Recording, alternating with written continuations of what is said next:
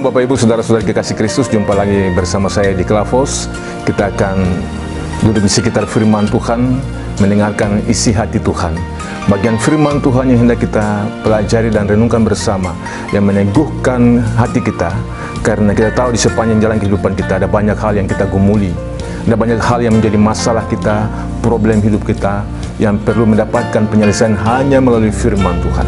Bagian firman Tuhan yang hendak kita cakapkan bersama terdapat di dalam kitab Imamat pasal yang ke-7 ayat yang ke-19 hingga ayat yang ke-21. Mari kita berdoa. Kami hendak meneduhkan hati kami lagi ya Tuhan untuk mendengarkan firman. Berbicaralah kepada kami saat ini supaya setiap kami dimampukan untuk memahami secara sederhana apa yang Tuhan maksudkan dari firman itu kepada kami, agar kami bertumbuh bersama dalam pengenalan akan Yesus Kristus. Dalam nama Tuhan kami memohon. Amin. Sekali lagi, Imamat pasal yang ke-7 ayat yang ke-19 hingga ayat yang ke-21 berkata, bila daging itu kena kepada sesuatu yang najis, janganlah dimakan, tetapi haruslah dibakar habis dengan api. Tiap-tiap orang yang tahir boleh memakan dari daging korban itu. Tetapi seseorang yang memakan daging dari korban keselamatan yang untuk Tuhan, sedang ia dalam keadaan najis, haruslah nyawa orang itu dilenyapkan dari antara bangsanya.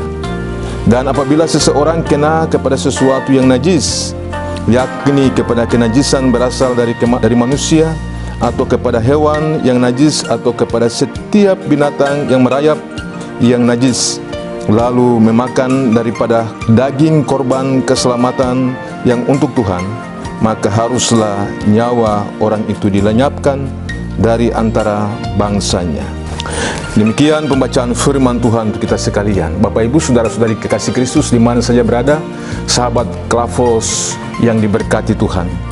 Bagian pembacaan ini sebenarnya hal yang berkaitan tentang kekudusan di dalam hal beribadah kepada Tuhan.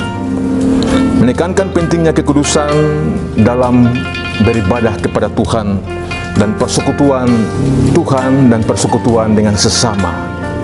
Bagian ini terkait dengan korban keselamatan yang disampaikan kalau kita baca sebenarnya tidak hanya di ayat yang ke-19 sampai dengan ayat yang ke-21, tetapi satu bagian utuh daripada pembacaan ini yang menekankan tentang betapa pentingnya kekudusan itu dalam hal beribadah. Bapak Ibu Saudara-saudari kekasih Kristus, ayat-ayat ini juga mengingatkan kita bahwa sebenarnya persembahan korban harus dilakukan dalam keadaan kudus, karena sebenarnya Tuhan itu kudus. Karena setiap hal yang dibuat harus juga di dalam kekudusan Tuhan. Kita yang najis sebenarnya yang memakan korban keselamatan itu harus dilenyapkan menurut bagian ini, ayat yang ke-19. Harus dilenyapkan karena sebenarnya tidak sesuai dengan karakter ilahi. Ini kekudusan itu sesuatu yang hanya milik Allah. Dan kita mau mencapai kepada bagian itu, maka kita harus tunduk di bawah otoritas Allah. Karena siapapun kita mencapai kepada hal kekudusan itu, ini sesuatu yang perlu sekali diperhatikan. Karena itu yang najis tidak boleh dimakan. Atau juga sebaliknya, binatang yang najis sampai kepada hal-hal tertentu yang memang tidak bisa, harus mendapatkan perhatian kita dengan hal hanya menyentuh saja. Ini tidak boleh juga, karena sebenarnya ketika kita menyentuh hal yang najis, entah itu binatang atau benda atau manusia, dan kita makan makanan itu sebenarnya najis. Karena itu harus di dalam kekudusan. Bapak Ibu Saudara-saudari kekasih Kristus, itulah sebabnya betapa pentingnya kekudusan di dalam hal beribadah. Karena relasi dengan Tuhan itu sesuatu yang tulus, benar dalam hal kudus, sehingga siapapun yang ada di dalamnya harus berjumpa di dalam hal kekudusan. Beberapa bagian yang menjadi perhatian kita, bahwa sebenarnya kekudusan dalam mempersembahkan sesuatu itu juga bagian yang sebenarnya menjadi ungkapan syukur. dalam persekutuan. Jadi saat kita bersekutu artinya kita memberikan persembahan kudus kita kepada Tuhan. Haruslah kudus. Hal ini mencakup banyak hal. Daging yang kudus, roti yang menyertainya, dan juga orang yang mempersembahkannya. Ada hal-hal yang perlu dipahami dari bagian ini.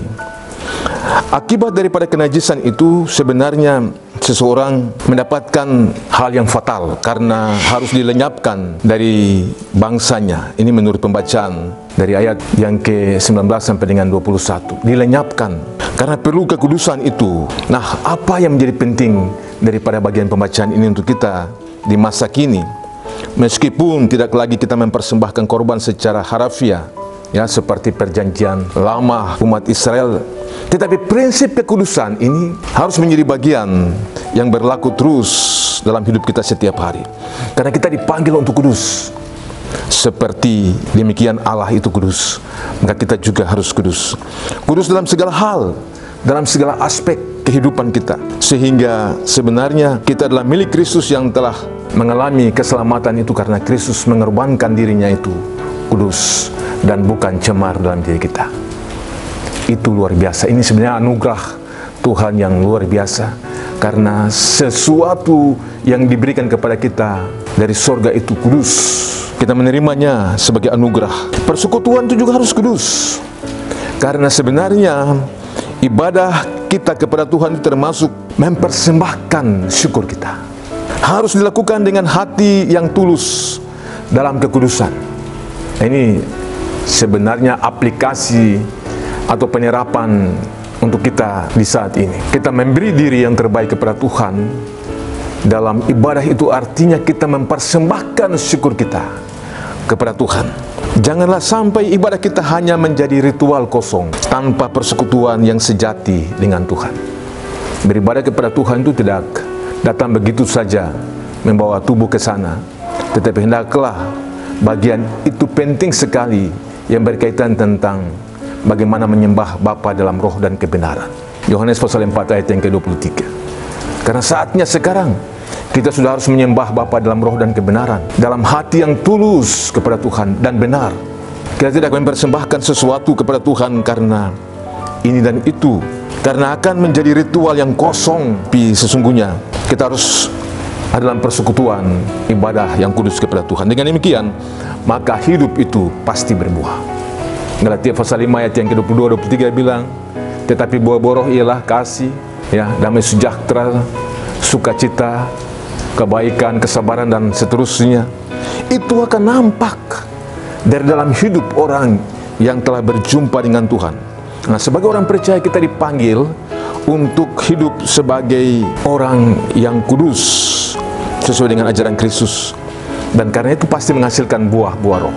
Kita juga tidak bisa dapat membuat itu sendiri tanpa Roh Kudus bekerja penuh di dalam diri kita. Orang yang ada pada bagian relasi sebenarnya dia memahami hubungannya dengan Tuhan dan dengan sesama secara baik. Karena itu sebenarnya bagian ini mengajar kita dan mengingatkan kita bahwa betapa pentingnya ibadah itu, karena di dalamnya kita mempersembahkan seluruh keberadaan hidup kita kepada Tuhan secara sempurna, bukan setengah-setengah atau bukan yang biasa-biasa, tetapi yang lebih, sehingga kita menjaga kekudusan diri kita, kekudusan tempat kita beribadah, dan sesama kita yang terhisap dalam persekutuan itu. Pada bagian ini, maka persekutuan itu sebenarnya adalah persekutuan roh, karena perjumpaan dengan Allah. Kalau itu demikian, maka kita dituntut hari ini sebagai orang percaya di mana saja untuk mengimani dan mengamini segala pemberian kasih karunia Allah dalam hidup kita, karena keselamatan yang telah diberikan kepada kita. Kekudusan itu adalah bagian daripada bagaimana Allah memberikan dirinya yang kudus itu kepada kita, supaya selamat itu juga menjadi bagian kita. Dengan demikian belajar daripada firman Tuhan di saat ini, maka prinsip kekudusan itu penting sekali bagi orang percaya. Dia tidak akan memberikan kepada Tuhan kalau dirinya sendiri tidak berjumpa dengan Tuhan dalam hal yang kudus. Kenapa? Kita bisa memberi kepada Tuhan dari apa saja dalam hidup kita, tetapi bisa saja kita memberi dari apa yang najis, dari apa yang cemar. Tuhan menuntut ketulusan hati kita. Memberi yang terbaik kepada Tuhan itu artinya kita menguduskan diri seperti Tuhan bilang, kuduslah kamu karena aku kudus. Tuhan memberkati kita dengan firman ini dan menuntun kita menjadi orang-orang pilihan yang tentunya dipastikan selalu ada dalam kekudusan, sekalipun bagian ini menjadi sesuatu menurut kita tidak mungkin. Tetapi kalau jaminan keselamatan itu menjadi bagian kita, artinya Tuhan telah menguduskan kita untuk masuk dalam bagian itu. Belajar daripada firman Tuhan juga saat ini, maka kita pun di mana saja berada, hendaklah kita memberi yang terbaik kepada Tuhan dari hidup ini, supaya sebenarnya hal kudus itu yang kita persembahkan kepada Tuhan. Tuhan memberkati kita dengan firman ini. Mari berdoa. Kami bersyukur Tuhan untuk waktu baik dalam perkenan dan cinta kasih-Mu. Firman Tuhan telah kami dengar. Hal kudus itu tentu menjadi bagian daripada prinsip-prinsip kealahan. Tuntun kami sekalian ya Tuhan. Beri pengertian sederhana kepada kami yang mendengarkan firman ini, supaya kami lebih dalam memahami apa yang Tuhan maksudkan, karena kudus Tuhan itu juga menjadi kudus kami. Terima kasih Tuhan untuk keselamatan, supaya perjumpaan kami dengan Tuhan dalam hal beribadah pribadi dan persekutuan orang banyak, kekudusan itu perlu kami tampilkan. Belajar daripada firman Tuhan saat ini, kami dimampukan untuk mengenal diri kami di hadapan Tuhan, karena Tuhan itu kudus, menjanjikan kekudusan itu kepada kami untuk mengalaminya seterusnya, dari saat ini sampai selama-lamanya. Amin. Shalom. Tuhan Yesus memberkati.